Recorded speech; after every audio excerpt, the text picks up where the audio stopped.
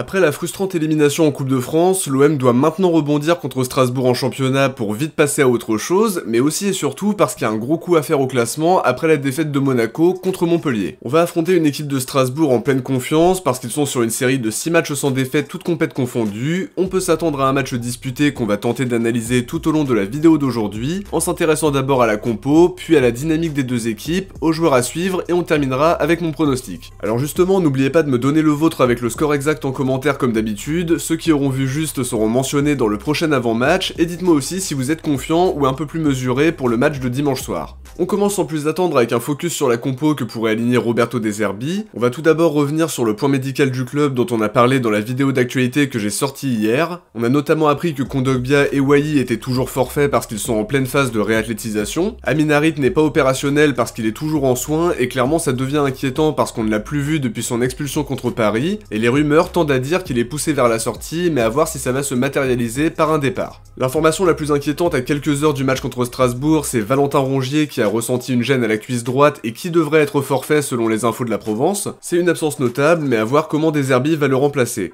Maintenant qu'on a parlé de tout ça, on va pouvoir imaginer la compo de demain soir. Je m'attends à revoir le trio Murillo, Balerdi, Cornelius devant les cages de Roulis. Luis Enrique devrait logiquement débuter dans le couloir droit, mais il y a peut-être une petite incertitude au poste de piston gauche. On a Merlin qui sort d'une première mi-temps désastreuse contre Lille, et De Zerbi pourrait faire le choix de titulariser Garcia qu'il considère plus fiable sur le plan défensif, mais à voir. Au milieu, on va retrouver Højbjerg et Rabiot sans trop de surprise, mais avec la très probable absence de Valentin Rongier, j'aimerais que De Zerbi fasse confiance à Bilal Nadir, qui a d'ailleurs fait une belle entrée contre Lille. Offensivement, il y aura pas trop de surprises à mon sens, avec Greenwood et Mopé qui devraient enchaîner. En tout cas, n'hésitez pas à me donner vos avis sur cette compo dans les commentaires, et à me dire si vous faites des modifications.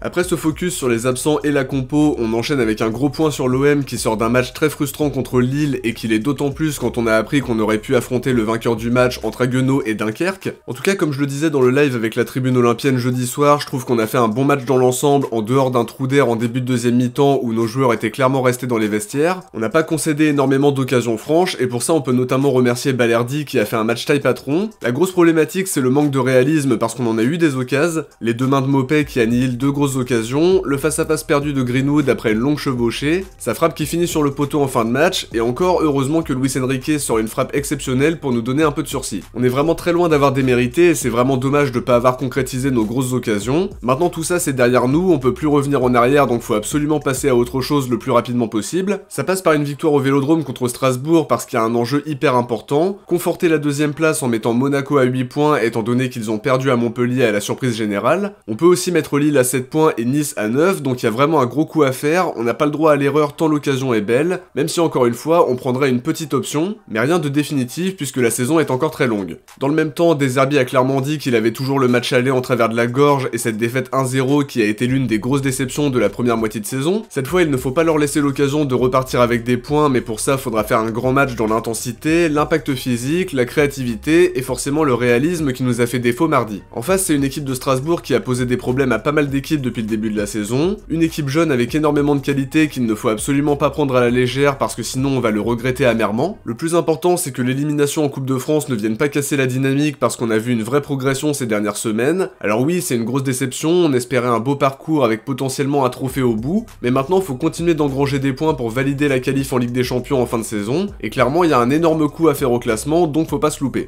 On passe à l'analyse de la dynamique de Strasbourg qui s'est vraiment bien relevée depuis le début du mois de décembre. Pour rappel, ils avaient enchaîné 4 défaites d'affilée contre Saint-Etienne, Monaco, Nice et Brest. Depuis, ils n'ont plus perdu le moindre match, ils ont fait nul contre Reims, 3 victoires consécutives face au Havre, Auxerre et Toulouse. Maintenant, leur calendrier va se compliquer avec un enchaînement OM, Lille et Rennes sur les 3 prochains matchs, mais ce que je veux mettre en avant, c'est qu'ils sont sur une dynamique positive avec 6 matchs sans défaite, toutes compètes confondues. Ils sont toujours en lice en Coupe de France après avoir sorti Calais et Taon qui n'étaient pas des adversaires incroyable non plus, mais malgré tout, Taon les a quand même emmenés jusqu'au tir au but. En tout cas, Rosenior a réussi à trouver la clé pour remettre son équipe sur les bons rails. Il a pu faire un gros turnover mercredi, donc sur l'aspect physique, ils seront un peu moins empruntés que nous, et la fraîcheur c'est quelque chose qui peut vraiment faire la différence. C'est une équipe dont je me méfie beaucoup parce qu'ils ont posé des problèmes à pas mal d'équipes cette saison, ils sont bien organisés même s'ils encaissent à peu près autant qu'ils marquent. Il y a une identité de jeu bien précise comme De Zerbi l'a souligné en conférence de presse. Ils ont des jeunes joueurs talentueux comme Bakwa, Nanasi, André Santos, Diarra Camara, Emega, Doucouré, Mwanga ou encore Gueladoué. C'est vraiment une belle équipe et clairement dans l'ensemble, Liam Rosenior fait vraiment du bon boulot. Ils sont sur une dynamique positive donc faudra vraiment faire attention à eux et faire un match parfait pour prendre 3 points à la maison et vite passer à autre chose après l'élimination en Coupe de France. Maintenant c'est important à souligner, Rosenior sera privé de plusieurs joueurs. Mwanga, Delaine, Willy, Moïse Saïdion et Abdoul Ouattara sont blessés. Oscar Perea est en sélection, tandis qu'il y a une incertitude sur Sékou Mara et Diego Moreira, mais à confirmer.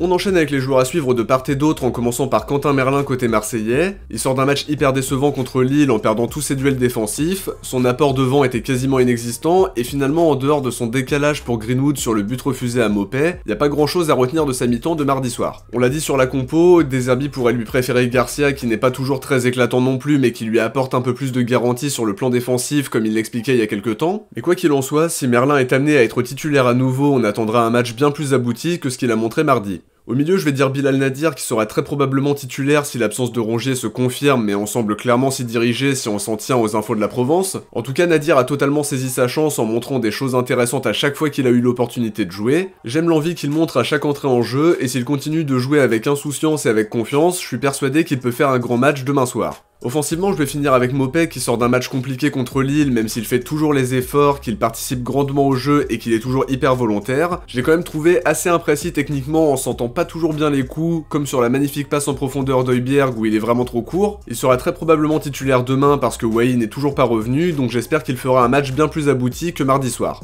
Côté Strasbourg, je vais commencer par Djordje Petrovic qui avait fait un match XXL contre nous au match aller en sortant toutes nos tentatives. C'est typiquement le genre de gardien qui sert à porter des points à son équipe, donc cette fois faudra être capable de le prendre à défaut. Au milieu, je vais dire André Santos comme lors du match aller parce que c'est un joueur qui m'a vraiment impressionné depuis que la saison a démarré. Il montre toujours une belle activité dans l'entrejeu, mais aussi une capacité à être impactant au niveau statistique avec 7 buts et une passe D en 17 matchs. C'est vraiment le milieu de terrain moderne qui peut faire la différence défensivement, mais aussi se montrer très intéressant devant. Offensivement, j'avais l'embarras du choix, j'aurais pu citer Nanasi ou Emega qui sont de très bons joueurs, mais j'ai finalement opté pour Dylan Bakwa parce que c'est vraiment mon coup de cœur dans cette équipe strasbourgeoise, et clairement si on avait besoin d'une doublure à Greenwood la saison prochaine si on repasse en 4-2-3-1, c'est un joueur que je prendrais vraiment tous les jours à l'OM. Une grosse influence offensive, 2 buts et 5 passes D au compteur et un gros duel qui s'annonce entre lui et le piston gauche qui sera choisi par De Zerbi, soit Merlin qui a des lacunes défensives certaines, ou Garcia qui est un peu moins mal à ce niveau-là mais qui a plus de difficultés sur le plan technique. Ceci étant dit, on va terminer avec mon pronostic pour le match contre Strasbourg, et pour le coup je suis plutôt optimiste parce que l'OM aura à cœur de rebondir devant son public après l'élimination en Coupe de France. Il y a un très gros coup à faire au classement, et surtout faut pas les laisser prendre 2 points comme lors du match aller où il y avait clairement mieux à faire. Je vais miser sur une victoire marseillaise 3-1 dans un match qui ne sera pas simple, mais on n'est plus du tout la même équipe qu'au match aller, il y a eu une vraie progression entre temps, et j'espère que l'équipe me fera pas mentir. En buteur, je vais dire Greenwood, Rabiot et Robinho Vaz à son entrée en jeu, c'est osé comme pronostic, mais au vu de son entrée pleine de personnalité mardi soir dans un contexte compliqué, je pense vraiment qu'il peut montrer de très belles choses si De Zerbi lui fait à nouveau confiance demain. Comme d'habitude, n'oubliez pas de me donner votre prono pour ce match contre Strasbourg pour être mentionné dans le prochain avant-match si vous avez vu juste. Aujourd'hui, on n'a personne à mettre à l'honneur parce que personne n'a pronostiqué un match nul un partout et une élimination au tir au but, et c'est totalement compréhensible parce qu'on avait placé beaucoup d'espoir sur cette compétition.